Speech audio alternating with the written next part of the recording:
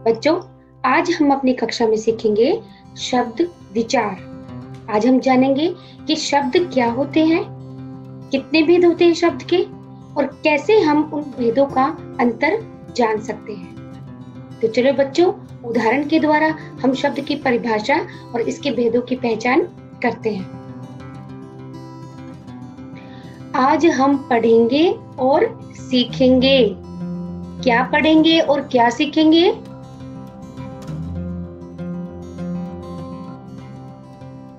शब्द विचार। क्या सीखेंगे बच्चों आज हम? शब्द विचार। तो चलिए शुरुआत करते हैं। परिभाषा।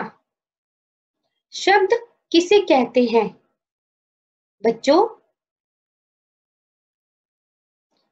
वर्णों के सही मेल से शब्द बनते हैं।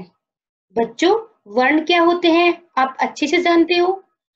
वर्णों का जो सही मेल होता है उसे ही हम शब्द कहते हैं। आप नीचे उदाहरण देख सकते हैं, जैसे क, म, ल। जब हम इन वर्णों को मिलाएंगे तो क्या शब्द बनेगा? कमल। और कमल का मतलब एक फूल। आप सभी जानते हैं कमल एक फूल का नाम है। तो बच्चों, ये सही शब्द है, यानी कि इस शब्द को देख के हम इसका मतलब समझ गए कि कमल यानी कि एक फूल के बारे में बात हो रही है। तो बच्चों, ये बात हमेशा ध्यान रखना, क्या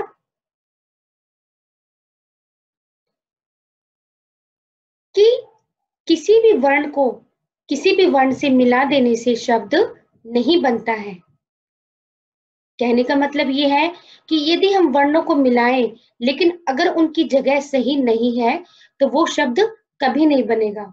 जैसे मैं, क, ल, मकल। बच्चों, ये शब्द तो बन गया, लेकिन क्या आप इस शब्द का अर्थ जानते हैं? या आपने ऐसा नाम पहले कभी सुना है? शायद नहीं सुना होगा। क्यों? क्योंकि ये शब्द ही नहीं है और न ही इसका कोई अर्थ है। जिसका कोई अर्थ ना हो हम उसे शब्द कह ही नहीं सकते हैं। तो इस प्रकार हम कह सकते हैं कि वर्णों के सही क्रम से ही शब्द बनता है, यानी वर्णों को सही जगह पर रखने से ही शब्द बनता है।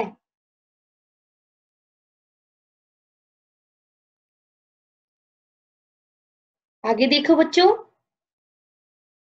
कुछ उदाहरण के द्वारा हम फिर इसे समझेंगे। आप देख सकते हैं कि यहाँ पे वर्णों के मेल से शब्द बनाए जा रहे हैं। चलो देखते हैं कि इनका कुछ अर्थ होता भी है या नहीं। जैसे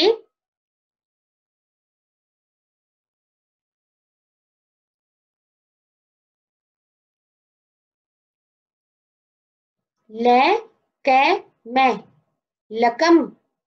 क्या अर्थ हुआ इसका? कुछ नहीं, क्योंकि लकम शब्द का कोई अर्थ होता ही नहीं है। ठीक इसी प्रकार थी, हा, थीहा। कभी सुना है आपने ऐसा नाम?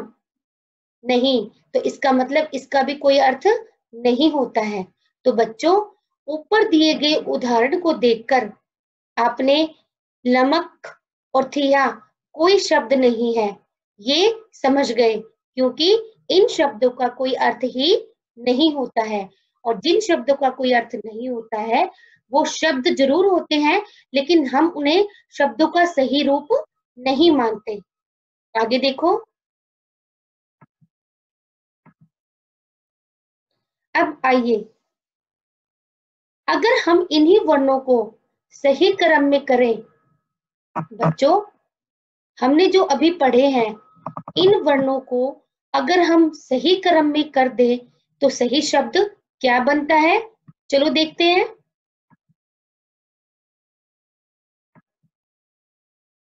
देखिए, क, मैं, ल, कमल।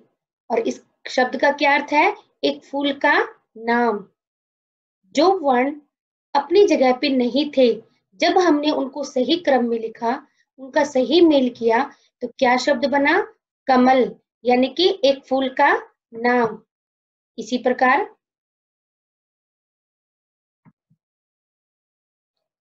हा, थी, हाथी।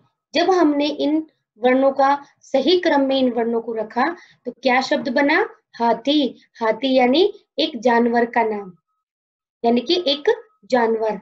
तो बच्चों, शब्द वही कहलाता है जिसका कोई अर्थ हो, जिसमें वर्ण सही क्रम या जिनका सही मेल हो, सभी वर्ण अपने स्थान पर हो, वही वर्णों का मेल शब्द कहलाता है। अतः हम कह सकते हैं, वर्णों के सही क्रम को जिसका कोई अर्थ हो उसे शब्द कहते हैं। बच्चों, क्या सीखा हमने? कि वर्णों के सही क्रम को जिसका कोई अर्थ हो, यानी कि वर्णों का सही क्रम जिसका कोई अर्थ निकलता हो, उसे ही हम क्या कहते हैं? शब्द। क्या कहते हैं हम उसे बच्चों? शब्द।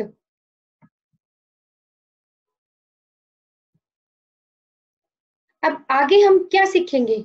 बच्चों, आगे हम शब्द की परिभाषा सीखने के बाद हम सीखेंगे कि शब्द के कितने भेद होते हैं।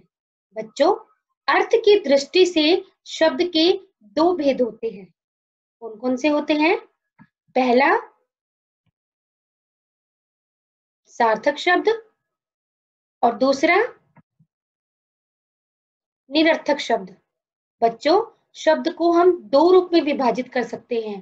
पहला सार्थक शब्द, दूसरा निरर्थक शब्द। तो चलिए अब हम इनकी पहचान करते हैं कि सार्थक शब्द कौन से होते हैं और निरर्थक कौन से होते हैं।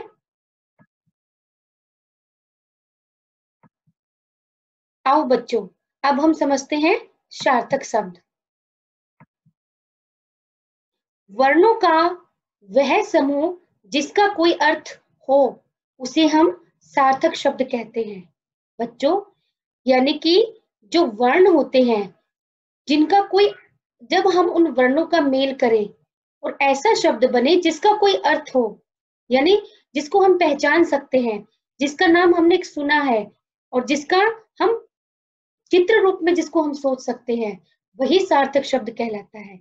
जैसे कमल यानी एक फूल का नाम, पतंग आप देख सकते हैं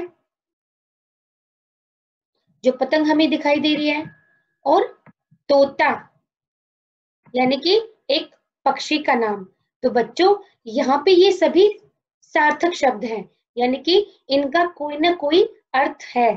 तो बच्चों, सार्थक शब्द से हम क्या समझे? वर्णों का वह समूह जिसका कोई अर्थ हो, उसे हम क्या कहेंगे? सार्थक शब्द। उदाहरण जैसे कि आप नीचे देख रहे हैं, ये सभी सार्थक शब्द हैं। आगे देखो बच्चों, हम और भी बहुत से सार्थक शब्द पढ़ सकते हैं, जैसे नयन, बस, घर, आम, सड़क, पेड़। बच्चों, ये सभी सार्थक शब्द कहलाते हैं क्योंकि इन शब्दों का कोई ना कोई अर्थ है। जब हम इन शब्दों को सुनते हैं तो उस शब्द का जो चित्र है वो हमारी आंखों के सामने आ जाता है, और जिसका कोई अर्थ ही नहीं होता उसको हम चित्र रूप में भी अपनी आंखों से न तो देख सकते हैं और न ही उस शब्द को समझ सकते हैं। तो सार्थक शब्द वही होते हैं जिन जिन वर्णों का सही मेल हो और जिसका कोई अर्थ निकले, उसे हम क्या कहेंगे? सार्थक शब्द। चलिए बच्चों, आगे हम पढ़ते हैं निरर्थक शब्द। वर्णों का वह समूह जिसका कोई अर्थ ना निकले, उसे हम निरर्थक शब्द कहते हैं। बच्चों, जैसे कि हमने सार्थक शब्द में पढ़ा कि वर्णों का वह समूह जिसका कोई अर्थ हो, बिल्कुल उसके विपरीत होते हैं निरर्थक शब्द। यानी कि जिन वर्णों का जिन वर्णों के मेल से कोई अर्थ ना निकले, उसे हम क्या कहेंगे? निरर्थक शब्द कहेंगे। आप उदाहरण देख सकते हैं नीचे, नकम, लकम, रशे। बच्चों, आपने कभी ये नाम सुने हैं? बिल्कुल आपने ये नाम नहीं सुने होंगे क्योंकि इन नामों का कोई अर्थ ही नहीं है। तो इसलिए हम इन शब्दों को क्या कहेंगे? निरर्थक शब्द, यानी कि ऐसे शब्द जो शब्द तो हैं लेकिन जिनका कोई अर्थ नहीं है। तो बच्चों, सार्थक और निरर्थक शब्दों को हम इसी प्रकार समझ सकते हैं कि वर्णों का वह समूह जिसका कोई अर्थ हो वो सार्थक शब्द कहलाते हैं, जैसा कि हमने उदाहरण के द्वारा समझा। और निरर्थक शब्द यानी कि वर्णों का वो समूह जिसका कोई अर्थ ना निकले उसे हम निरर्थक शब्द कहते हैं। और ये सब हमने उदाहरण के द्वारा देखा और समझा। अब बच्चों, जैसे हमने शब्द विचार में शब्द को समझा, शब्दों का सही, वर्णों का सही मेल ही शब्द कहलाता है, और किस प्रकार हमने शब्द के भेदों को जाना। अब जैसे हमने शब्द विचार समझा और सीखा, ठीक उसी प्रकार अब हम वाक्य विचार पढ़ेंगे और समझेंगे। वाक्य विचार में हम देखेंगे कि कैसे वाक्य बनते हैं, शब्दों का मेल हम किस प्रकार सही करें कि वाक्य का सही तरीके से निर्माण हो। तो आज हम शब्द विचार के साथ वाक्य विचार पर भी चर्चा करेंगे। तो चलो बच्चों, शुरू करते हैं वाक्य विचार। क्या होता है वाक्य? तो बच्चों देखिए, इसकी परिभाषा हम इसको ऐसे परिभाषित कर सकते हैं, वर्णों के सार्थक मेल से शब्द बनते हैं। आपने अभी पढ़ा, मैंने आपको पढ़ाया था कि शब्द कैसे बनते हैं, वर्णों के सार्थक मेल से शब्द बनते हैं। उसी प्रकार बच्चों, शब्दों के सार्थक मेल से वाक्य बनते हैं। यानी वर्णों का सार्थक मेल शब्द कहलाता है, तो शब्दों का सार्थक मेल वाक्य कहलाता है, और जिसका एक अर्थ होता है। देखिए नीचे उदाहरण से समझाती हूँ मैं आपको। खेल राम रहा है, रहा बंदर नाच है, दौड़ कुत्ता है रहा। बच्चों, क्या आपको लगता है कि शब्दों का सार्थक मेल है? क्या आप इनका अर्थ समझ पा रहे हैं? नहीं, क्योंकि आपको ये सब अटपटा सा लग रहा है। तो चलो इन शब्दों को सही तरीके से रखते हैं इनकी सही जगह पे, ताकि हम एक सही वाक्य का निर्माण कर सके। कैसे? देखो,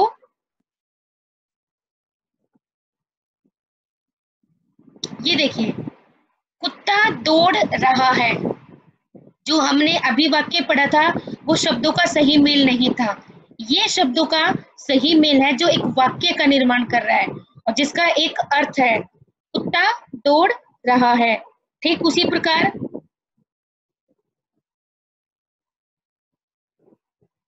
राम खेल रहा है, इसमें भी शब्दों का सही मेल हो रहा है। तो एक वाक्य, ऐसा वाक्य जो बिल्कुल सही है और जिसका अपना एक अर्थ है, राम खेल रहा है।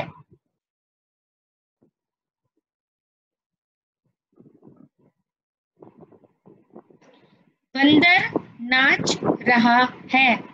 इससे पहले हमने जो वाक्य पढ़ा था उसमें शब्दों का मेल सही नहीं था बच्चों, तो हमने उस मेल को सही तरीके से, शब्दों को उनके अपनी जगह पे हमने रखा और हमारा वाक्य बना बंदर नाच रहा है। तो देखा बच्चों आपने कि किस प्रकार शब्दों का सही मेल एक सही वाक्य का निर्माण करता है। ठीक वैसे ही जैसे वर्णों का सही मेल शब्द निर्माण करता है, ठीक उसी प्रकार शब्दों का सही मेल वाक्य का निर्माण करता है।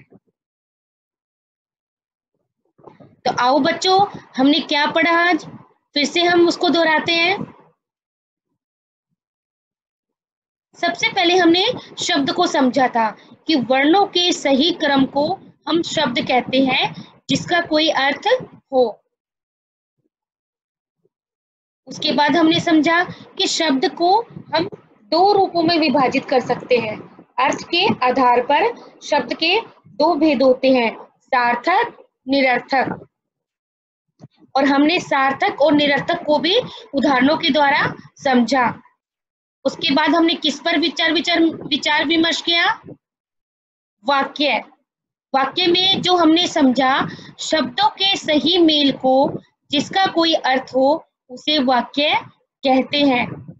बच्चों, हमने क्या पढ़ा था कि शब्दों का सही मेल यानी शब्द को अपनी सही जगह रखने पे ही वो वाक्य का निर्माण कर सकता है। तो शब्दों के सही मेल को जिसका कोई अर्थ हो उसे हम क्या कहेंगे? वाक्य।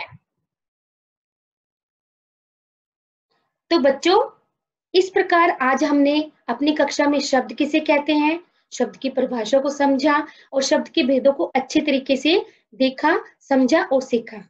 अगली कक्षा में फिर एक नए विषय के साथ मिलेंगे। तब तक के लिए नमस्कार।